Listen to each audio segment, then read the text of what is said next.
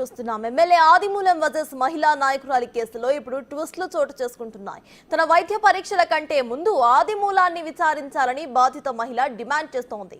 ఆదిమూలాన్ని ఎందుకు అరెస్టు చేయడం లేదని ప్రశ్నిస్తోంది ఆమె. వైద్య పరీక్షలు పూర్తి కానిదే కేసు దర్యాప్తు ముందుకు సాగదని పోలీసులు చెబుతున్నారు. ఫ్రీ ఉన్నప్పుడే వైద్య పరీక్షలు చేయించుకుంటారని బాధితురాలు పోలీసులకు తెలిపింది. తనకు గుండె సంబంధిత వ్యాధులు ఉండటంతో చెన్నైకి వెళ్తున్నారని పోలీసులకు లిఖిత పూర్వక సమాధానమిచ్చింది. అయితే కేసులో మహిళా నాయకురాలు వెనుక ఉన్నవారు ఎవరు అనే కోణంలో ఇంటెలిజెన్స్ అధికారులు విచారణ సాగిస్తున్నారు.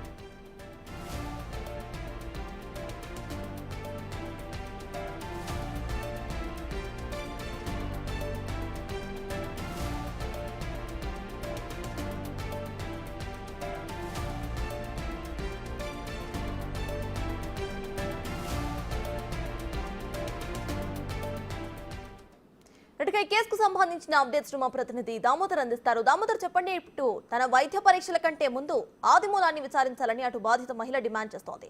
అయితే ఈ డిమాండ్ వెనకాల అసలు కారణాలేంటి? ప్రెసెంట్ అప్డేట్స్ ఏంటి?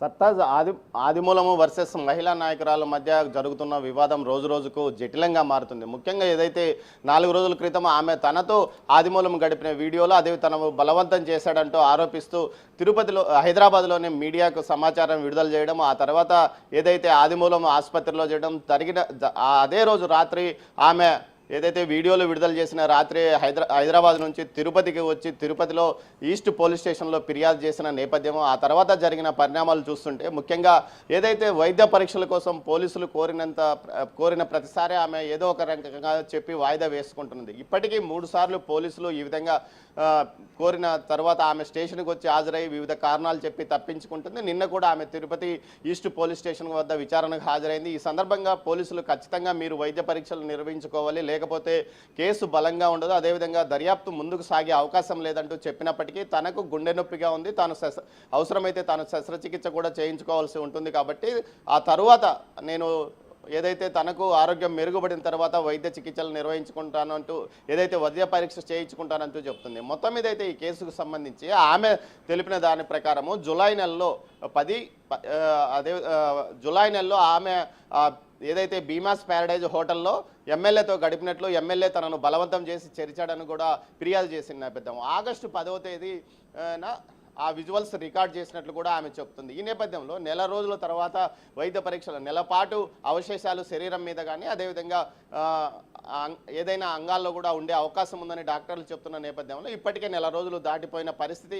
ఇలాంటి పరిస్థితుల్లో పూర్తి స్థాయిలో వైద్య పరీక్షల ఫలితాలు ఎలా ఉంటాయన్నది డాక్టర్లకు కూడా అర్థం కాని పరిస్థితి. మనము ఒక సీనియర్ గైనకాలజిస్ట్ని ఈ విషయం మీద ప్రశ్నిస్తే నెల రోజుల పాటు అవశేషాలను గుర్తించే అవకాశం ఉంటుంది, ఆ తర్వాత అవి బయటపడే అవకాశం లేదని కూడా చెప్తున్నారు. దీంతో కేసు మరింతగా బలహీనపడే అవకాశం ఉంటుందని పోలీసులు ఆందోళన చెందుతున్న పరిస్థితి. ముఖ్యంగా గత నెల 10వ తేదీ తాను గడిపినప్పుడు 10వ తేదీ లోపల నెల రోజుల లోపల వైద్య పరీక్షలు చేయించుకుంటే కొంత కేసులో ముందుకు పోయే అవకాశం ఉంటుందని భావిస్తున్న పోలీసులకు ఆమె ఏదైతే ఆమె సహాయ నిరాకరణ ఇబ్బందిగా మారిందని కూడా వారు అంటున్నారు. నిన్న ఆమె పోలీస్ స్టేషన్కి వచ్చిన సందర్భంగా ఎందుకు ఈ కేసులో ఆదిమూలాన్ని మీరు విచారించలేదు, ఆదిమూలాన్ని ఎందుకు అరెస్ట్ చేయలేదంటూ ప్రశ్నించిన నేపథ్యం.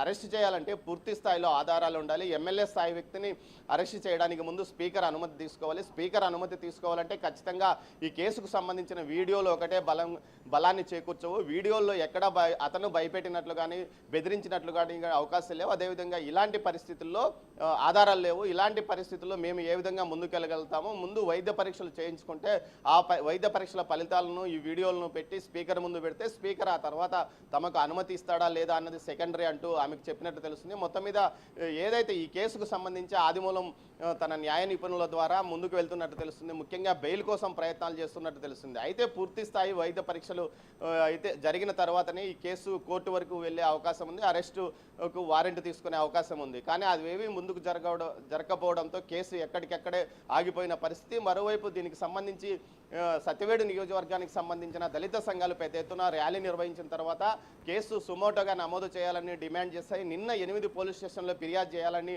ముందుగా నిర్ణయించుకున్నప్పటికీ ఎమ్మెల్యే వారించినట్లు సమాచారం. ముఖ్యంగా ఈ విషయం మీద పార్టీ అధిష్టానం కొంత సీరియస్గా ఆగ్రహం వ్యక్తం చేయడంతో పాటు ఇలాంటి వ్యవహారాలు ముందుకు వస్తే ఇంకా కేసు మరింతగా ప్రజల్లో మరింతగా చులకన అయ్యే అవకాశం ఉంది. ముందు మీ వర్గాన్ని సముదాయించుకోమంటూ ఎమ్మెల్యే మనుషులకు చెప్పినట్లు సమాచారం. మొత్తం మీద దీనికి సంబంధించి అటు వరలక్ష్మి ఏదైతే మహిళా నాయకురాలు ఎవరున్నారో ఆమె విషయంలో పూర్తి స్థాయిలో ఎక్కడ ఆమెను వెనక నుంచి ఎవరు ఈ దానికి ప్రోత్సహించారు, లేకపోతే ఆమె ఒక్కతే సొంత ఇండివిజువల్గా ఈ వ్యవహారం నడిపింది, ఆమె భర్త, లేకపోతే వెనక ఎవరన్నా సర్తాజ్ చెప్పండి.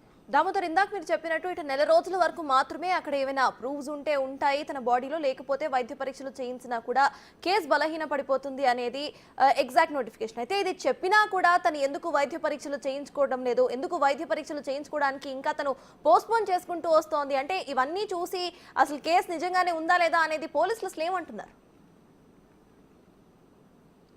అంటే ఓ రకంగా ప్రచారం జరుగుతున్న దాన్ని బట్టి చూస్తే సర్తాజ్ ఆమె లక్ష్యం నెరవేరింది. ఏదైతే ఎమ్మెల్యేని బలహీనపరచాలని చూసిందో, ఎమ్మెల్యే యొక్క వ్యవహారాలను బయటికి సభ్య సమాజానికి తెలియజెప్పాలనుకుందో, ఆ విషయంలో పూర్తి స్థాయిలో ఆమె సక్సెస్ అయిందని కూడా అంటున్నారు. ముఖ్యంగా ఆ వీడియోలు బయటకు వచ్చిన తర్వాత ఎమ్మెల్యేను పూర్తి స్థాయిలో పార్టీ నుంచి సస్పెండ్ చేయడం జరిగింది. అదేవిధంగా అతనికి ఉన్న పలుకుబడి కానీ అతని యొక్క పూర్తి స్థాయిలో అతను ప్రజల్లో పలచబడ్డ పరిస్థితి, అతని ప్రభావం కానీ అతనికి అధికారులు కూడా మాట వినే పరిస్థితి ఉండదు. రాష్ట్ర ప్రభుత్వం కూడా అలాంటి ఆదేశాలు జారీ చేసే అవకాశం ఉన్న నేపథ్యంలో ఎమ్మెల్యేని పూర్తి స్థాయిలో డమ్మీగా మారిపోయిన అవకాశం. ఇలాంటి పరిస్థితి కోసమే కొంతమంది ఆమె వెనక నుంచి కుట్ర చేశారా అన్న కోణంలో కూడా ఇంటెలిజెన్స్ వర్గాలు దర్యాప్తు చేస్తున్నాయి. మొత్తం మీద దీనికి సంబంధించి ఎందుకు ఆమె వైద్య పరీక్షలకు వెనకాడుతుంది అంటే ఎమ్మెల్యే బలవంతం చేయలేదా, లేకపోతే ఇష్టపూర్వకంగా వచ్చిందా అన్న విషయాలు పక్కన పెడితే పూర్తి స్థాయిలో ఏదైతే వైద్య పరీక్షలు పూర్తిగా నిర్వహించుకుంటే తప్ప ఈ కేసు ముందుకు వెళ్ళే అవకాశం లేదని తెలిసినప్పటికీ ఎందుకు ఆమె వెనకాడుతుందా అన్న విషయం మీదనే ఇప్పుడు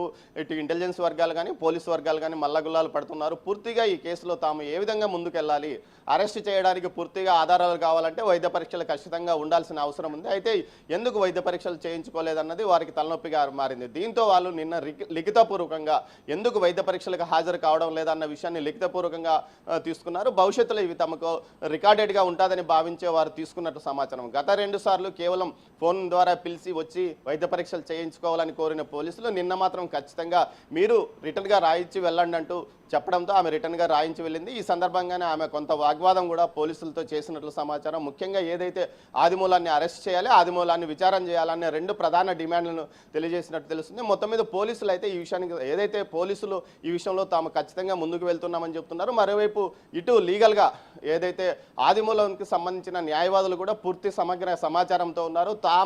తమ నాయకుడికి ఏదైతే ఆదిమూలానికి సంబంధించి ఎలాంటి ఈ కేసు నిలబడే అవకాశం లేదని కూడా వాళ్ళు చెప్తున్న పరిస్థితి. మొత్తం మీద అయితే ఈ వ్యవహారంలో పార్టీని బలహీనపరిచారా, లేకపోతే పార్టీని బలహీనపరచడానికి వైసీపీతో కలిసి కొంతమంది కుట్ర పన్నారా అన్న కోణంలో కూడా విచారణ చేయమంటూ కూడా ఏదైతే ఇంటెలిజెన్స్ వర్గాలను రాష్ట్ర ప్రభుత్వం ఆదేశించినట్టు తెలుస్తుంది. అదేవిధంగా సర్తాజ్ చెప్పండి. దామోదర్, ఫైనలీ అటు వీడియోని ఫోరెన్సిక్ ల్యాబ్ కి కూడా పంపించిన విషయం తెలిసిందే. అయితే దానికి సంబంధించిన అప్డేట్ ఏంటి, దానికి సంబంధించిన రివ్యూ ఎప్పటి వరకు వచ్చే అవకాశం ఉందనుకోవచ్చు? సర్తాజ్ వీడియోకి సంబంధించి ఏదైతే ఫోరెన్సిక్ ల్యాబ్కి వెళ్ళిన తర్వాత 15 నుంచి నెల రోజులు పట్టే అవకాశం ఉందని కూడా నిపుణులు చెప్తున్న ప్రకారము, పోలీసులు కూడా అదే మాట చెప్తున్నారు. కనీసం 15 నుంచి నెల రోజులు పట్టే అవకాశం ఉంది. పూర్తి స్థాయిలో ఆధారాలు బయటకు రావాలి, ఆ డేటా ఎప్పుడు రికార్డ్ అయింది, ఇవి వాయిస్ ఒరిజినలా లేకపోతే మార్ఫింగ్ చేశారా లాంటి విషయాల మీద పూర్తిగా సమగ్రంగా విచారణ చేసి బయటకు రావాలంటే కనీసం 15 నుంచి 30 రోజులు పట్టే అవకాశం ఉందని చెప్తున్నారు. అంత లోపలే వైద్య పరీక్షలు నిర్వహించుకుంటే కేసులో ముందుకు వెళ్ళే అవకాశం ఉందని వారు భావిస్తున్న నేపథ్యంలో వైద్య పరీక్షలకు ఆమె నిరాకరించిన నేపథ్యమే కనిపిస్తుంది.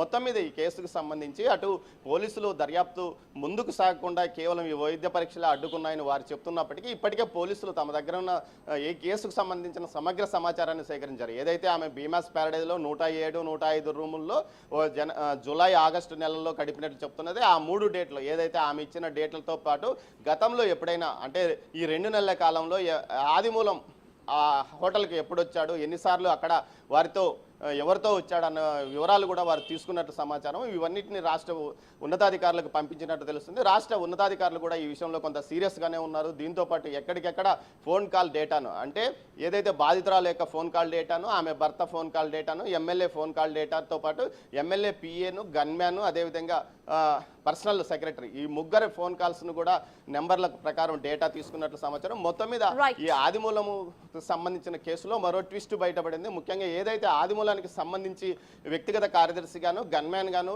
అదేవిధంగా పిఏగా పనిచేస్తున్న వ్యక్తులే పూర్తి స్థాయి సమాచారాన్ని లీక్ చేశారు ప్రత్యర్థులకంటూ కూడా ఒక ప్రచారం జరుగుతుంది. సర్తాజ్, ఇది ఈ కేసులో మరో కొత్త ట్విస్ట్ అని చెప్పవచ్చు. Right, thank you Damodar.